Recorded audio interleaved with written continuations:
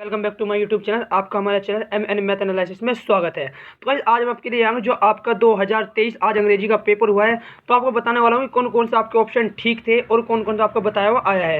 ठीक है, और आप अपने क्वेश्चन के आंसर पे मैच करें और फिर लास्ट में मुझे कमेंट में जरूर बताना है कि आपके कितने मैच हुए, कितने आपके सही निकले। ठीक है, तो वीडियो स्टार्ट करने से पहले अगर आप हमारे चैनल पर नए हैं तो चैनल को सब्सक्राइब कर देना और वीडियो को भी लाइक कर देना, क्योंकि हम इसी तरीके की मोस्ट इंपॉर्टेंट क्वेश्चन की वीडियो अपने चैनल पर लाते रहते हैं। ठीक है, और अब की बार वाली स्टडी करेंगे जब तक, यानी हमारा सामाजिक विज्ञान का पेपर है कि जब तक तोड़ेंगे नहीं, जब तक छोड़ेंगे नहीं। ठीक है, तो स्टार्ट करते हैं। देखिए क्वेश्चन नंबर फर्स्ट से आपको क्या पूछा गया है।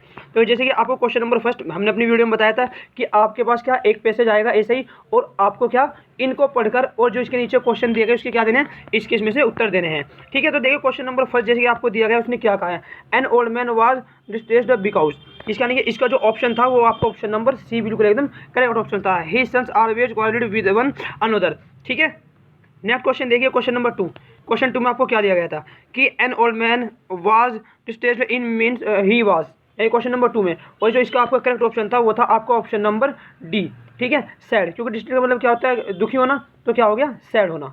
ठीक है, क्वेश्चन नंबर 3 देखिए क्वेश्चन 3 में क्या कहा उसने, which word in the passage in the opposite of the week, यानी कि आपको वीक का क्या बताना है, आपको वीक का अपोजिट बताना है। आपको पता है वीक का मतलब क्या होता है, कमजोर, और कमजोर का जो अपोजिट होता है वो क्या होता है, स्ट्रॉन्ग। ठीक है, जो आपका ऑप्शन नंबर सी है इज द करेक्ट ऑप्शन। ठीक है, नेक्स्ट क्वेश्चन देखते हैं। नेक्स्ट क्वेश्चन में क्या दिया हुआ है, जैसे कि आपसे क्या था, आपको क्वेश्चन नंबर 4 था। क्वेश्चन नंबर 4 में आपको क्या कहा है, his friend before the reached there, यानी कि इस क्वेश्चन पूछा तो जो हमारा क्वेश्चन नंबर 4 था जो उसका करेक्ट ऑप्शन था वो था हैड गोन। ठीक है, यानी कि option number C is correct option. Guys मैंने ये जो क्वेश्चन थे आपको बिल्कुल एक्सप्लेनेशन के साथ कल आपकी जो रात वीडियो गई थी उसमें बता दिया गया था। ठीक है, इसमें जो वीडियो ज़्यादा लॉन्ग ना हो तो मैं इसको बहुत ही कम में आपको सिर्फ बता रहा हूँ। ठीक है, इसका आंसर बता रहा हूँ और आप अपने आंसर इससे मैच कर लें।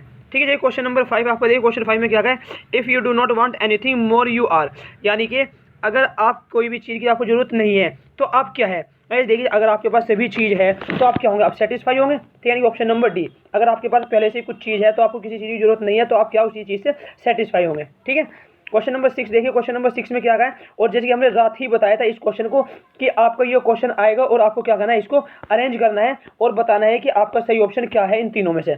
ठीक है, सेम देखिए बिल्कुल वही है, आपको क्या करना था, आपको अरेंज करके बताना था कि इनमें से आपको कौन सा सही है।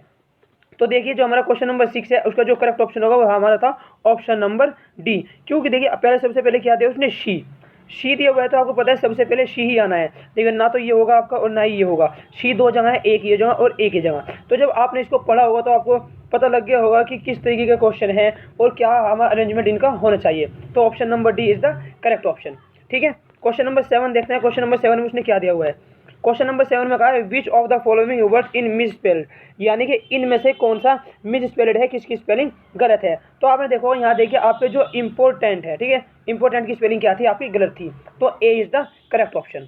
ठीक है, क्वेश्चन नंबर 8 देखिए क्वेश्चन नंबर 8 में क्या कहा है, fill in the gap with the suitable preposition, यानी कि इनमें कौन सी प्रीपोजिशन आनी है। उसने क्या कहा क्वेश्चन में, देखिए fruit was distributed those 5 boys, यानी कि 5 लड़कों में क्या करना है, फ्रूट को डिस्ट्रीब्यूट करना है, और आपको पता है अगर हम 2 या 2 से ज़्यादा किसी चीज़ को डिस्ट्रीब्यूट करें तो उसके लिए लगता है हमारा अमोंग। ठीक है, तो यानी कि option number D is correct option. Next question देखिए जो कि हमारा क्वेश्चन नंबर 9 है, और क्वेश्चन नंबर 9 में क्या, जो 9 to 10 थे आपको रात ही बताया था कि जो 9 to 10 आपको क्वेश्चन आने वाले हैं आपको पैसेज में से उनका आंसर देना है। तो सेम देखिए बिल्कुल ऐसे ही आपको पैसेज दिया गया है और आप जो नीचे आपको क्वेश्चन देगा उसका क्या, इनमें से आपको उत्तर छाट कर देना है। ठीक है, चलो क्वेश्चन नंबर 9 देखिए, क्वेश्चन 9 में क्या दिया हुआ है कि along with the rain the began to fall, यानी कि इसमें पूछा तो जो आपका जो इस चीज़ का क्वेश्चन नंबर का आंसर था वो था आपका हेलस्टोन्स। ठीक है, यानी कि option number B is correct option. Question number 10 देखिए, 10 में क्या दिया हुआ है, 10 में कहा उसने द कन्फ्यूड द बिलोंगेड टू, यानी कि जो ऑप्शन नंबर 10 है जो हमारा उसका करेक्ट ऑप्शन है वो है हमारा लांचो, यानी किसके बारे में बताया गया था, उसमें लांचो के बारे में बताया गया था। ठीक है, क्वेश्चन नंबर 11 देखिए, जैसे क्वेश्चन नंबर 11 में क्या कहा उसने, Nelson Mandela become to the first black the of South Africa, यानी जो नेल्सन मंडेला थे वे साउथ अफ्रीका के क्या थे, प्राइम मिनिस्टर थे, वाइस प्रेसिडेंट थे, ये क्या थे, तो जो नेल्सन मंडेला थे वे उसके प्रेसिडेंट थे। ठीक है, यानी कि option number C is correct option. Question number next देखिए जो कि हमारा क्वेश्चन नंबर 12 है। क्वेश्चन नंबर 12 में क्या कहा उसने, Maasir is the large fish found in the fresh water of the river, यानी कि जो फिश पकड़ता था वो कौन सी रिवर से, यानी कौन सी नदी से पकड़ता था, तो जो उसकी नदी थी वो कौन सी थी, आपको ऑप्शन नंबर सी कावेरी नदी। ठीक है, क्वेश्चन नंबर 13 देखिए, 13 में क्या दिया हुआ है, उसने कहा the bus fare from the village to the town was the पैसे वन, यानी कि जो बस का था उसका किराया कितना था, तो जो उसका किराया था वो था 30। Option number is correct option. ठीक है, क्वेश्चन नंबर 14 देखिए, 14 to 15, इसका भी आंसर क्या था, सेम वही है बिल्कुल, कि आपको पैसेज पढ़ना है और इसमें से आपकी क्या, आपको उत्तर के आंसर देने हैं। ठीक है, तो देखते हैं क्वेश्चन नंबर 14 में आपको क्या दिया था। क्वेश्चन नंबर 14 में कहा था वो is the speaker in the above line, यानी कि जो स्पीकर है वो जो लाइन बोली है वे किसके लिए इसमें बोली गई हैं, तो किसके लिए गई है, द पोएट, किसके लिए, द पोएट के लिए बोली गई, यानी कि जो उसके लेखक थे। ठीक है, क्वेश्चन 15 देखिए, क्वेश्चन 15 में क्या आएगा उसने, in the speaker of the opinion the word will and in, यानी कि इसके लास्ट में जो स्पीकर था, जो कहने वाले थे, लिखने वाले थे, उन्होंने क्या एंड किया इसका, तो आइज या फायर या both eyes and the fire, तो जो इसका ऑप्शन नंबर था ऑप्शन नंबर सी, यानी कि both eyes and the fire. ठीक है, क्वेश्चन नंबर 16 देखिए, क्वेश्चन नंबर 16 में क्या दिया हुआ है, देखिए क्वेश्चन नंबर 16 में कहा है Hari Singh did not know how to cook but told that is could cook the because, यानी कि जो हमारा क्वेश्चन नंबर 16 है, क्वेश्चन नंबर 16 का था he wanted to learn cooking, कि वह कुकिंग सीखना चाहता था, इसने क्या बनाया, उसने खाना बनाया। ठीक है, तो क्या option number D is correct option. Question number 17 देखिए, 17 में क्या कहा है कि during treatment of the dog to doctor, यानी कि ट्रीटमेंट के बाद डॉक्टर ने उसको क्या सलाह दी थी, the keep an eyes on the dog the giving him the food but plenty of the water, यानी कि उसको 2 दिन तक फूड नहीं देना और क्या वाटर उसको पिला सकते हैं। ये क्या दी थी डॉक्टर ने अपनी ड्यूरिंग दी थी ट्रीटमेंट में, उसने बताया था। जो आपको क्वेश्चन नंबर 18 है, क्वेश्चन 18 देखिए, क्वेश्चन 18 में क्या कहा उसने, ईव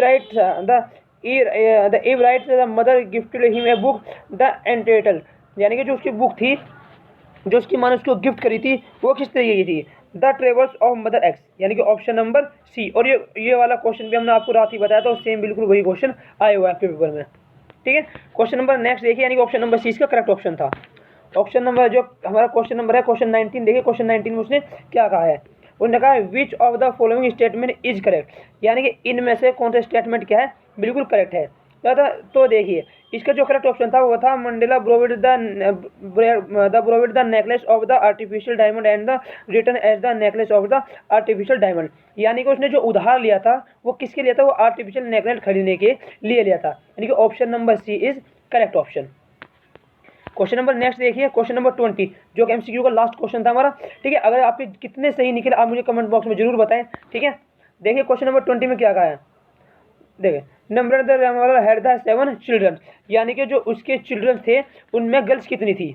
ठीक है, number of the Ramla had 7 children, उसके 7 चिल्ड्रन थे, तो हमें इसमें बताना है उसके सही क्या था, यानी कितनी गर्ल्स थी और कितने उसके बॉयज थे, यानी कि 2 sons and the few daughter, यानी कि 5 डॉटर थे और 2 उसके लड़के थे, नहीं 5 सन यानी कि 2 लड़के थे और 5 लड़के थे और 2 लड़की थी, ये भी नहीं था। 3 सन्स एंड द 4 डॉटर, यानी कि उसके 3 तो लड़के थे और 4 क्या थी, उसकी डॉटर थी, यानी कि लड़की थी। Option number C is correct option. ठीक है, ये आपके एमसीक्यू थे, जो कि आपके जो भी आपने सही टिक लगाए आप उनको देखें। ठीक है, अब इसे नीचे देखते हैं आपको पेपर में और क्या दिया गया था। जैसे कि आपका पार्ट बी है, आपको बताया था पार्ट बी में क्या ना है, आपको एक ऐसा पैसेज दिया जाएगा। ठीक है, और फिर उसमें से आपको क्वेश्चन आंसर छाट कर लिखने हैं, यानी कि दोनों के जो आंसर है आपको इसी में से मिलने वाले थे। तो देखिए ये आपको पूरा पैसेज था और आपको जो आपको क्वेश्चन दिए गए थे इनके आंसर कहाँ में छाटने थे, आपको इनके आंसर इसी में से छाटने थे चारों के।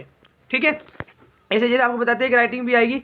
ये राइटिंग में क्वेश्चन नंबर 2 में write a letter of the your friend the invite him, यानी कि अपने दोस्त को इनवाइट करने के लिए क्या उसको रिक्वेस्ट करनी, उसको लेटर लिखा। The her to attend your elder sister marriage, यानी कि आपकी बड़ी बहन की शादी के में बुलाने के लिए उसको क्या लिखना, लेटर लिखना था। ठीक है, ये फिर और के साथ क्या लिखना था, ये फिर आपको लिखना था write the application to the principal of your college that the college the library is looking of the function, यानी कि लाइब्रेरी के फंक्शन के बारे में अपने प्रिंसिपल को जानकारी देने के लिए, उनसे लेने के लिए क्या था, आपसे एक से एप्लीकेशन उनको लिखनी थी।